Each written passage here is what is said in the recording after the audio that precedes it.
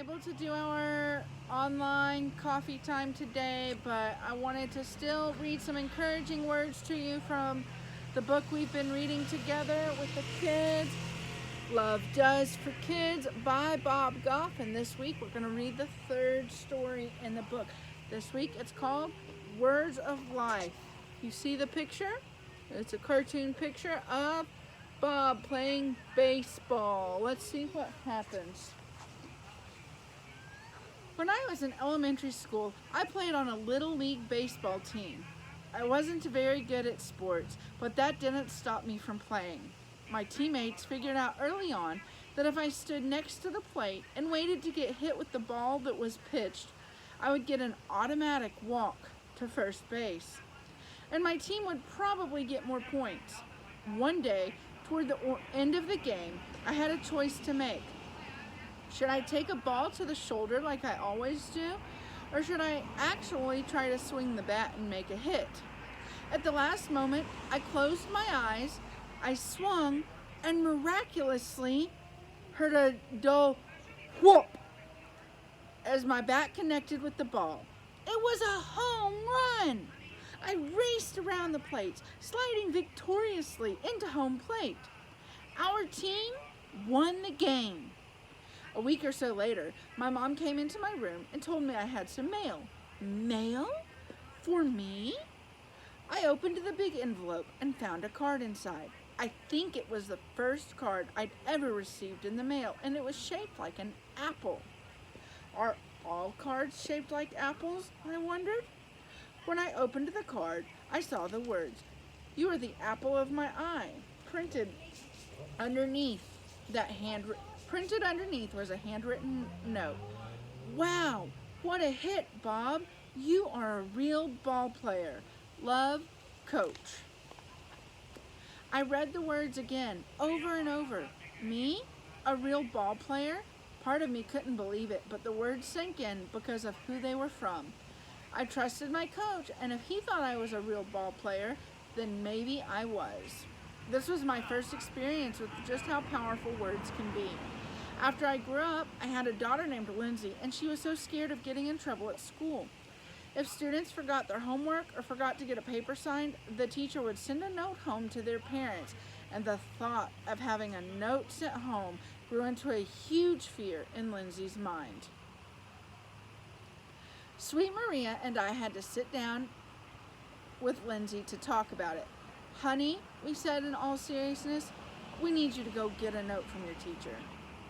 Can y'all imagine that? Can you imagine your parents saying you need to get a note from your teacher? No, I can't imagine that either. What Lindsay didn't realize is that making mistakes is okay sometimes. The day Lindsay finally got a note, she climbed into the car after school in tears. "I got a note from my teacher," she cried.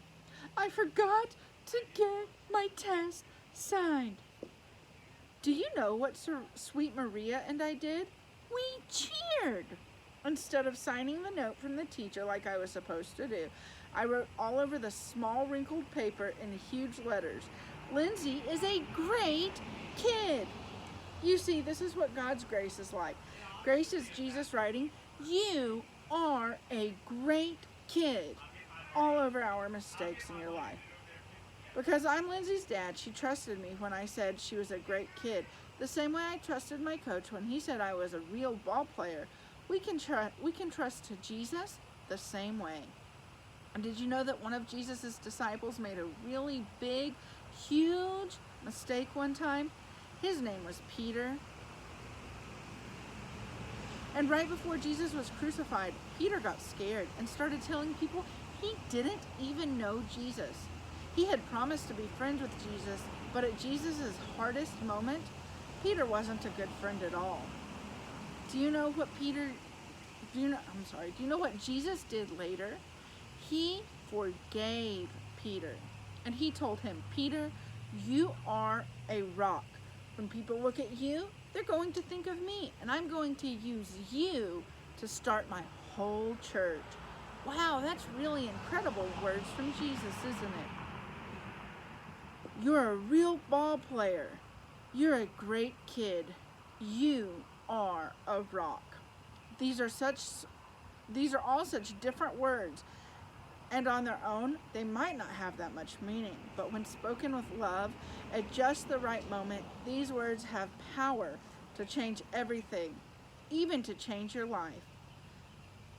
That's why it matters how we choose our words. We have the ability to be each other's mirrors, to reflect back to each other who we're becoming. The words we say to one another have tremendous power, so let's make them words of life. Wow, what an encouraging story, huh, about words of life. I bet if you're like everyone at my house, you're getting really tired of being stuck at home and being on quarantine. So my challenge this week is to find 5 kind things to say about each person in your family. You can write them down and share it with each of them, or maybe one night at dinner, everyone can share at their dinner table 5 kind things that they love about each person in their family. And I'm gonna up the challenge.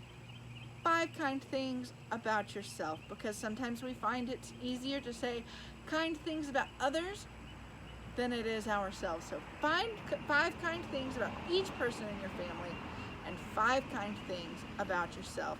I miss seeing all of you. I love you guys. Take care. And I can't wait to get together when we're no longer in quarantine. Bye.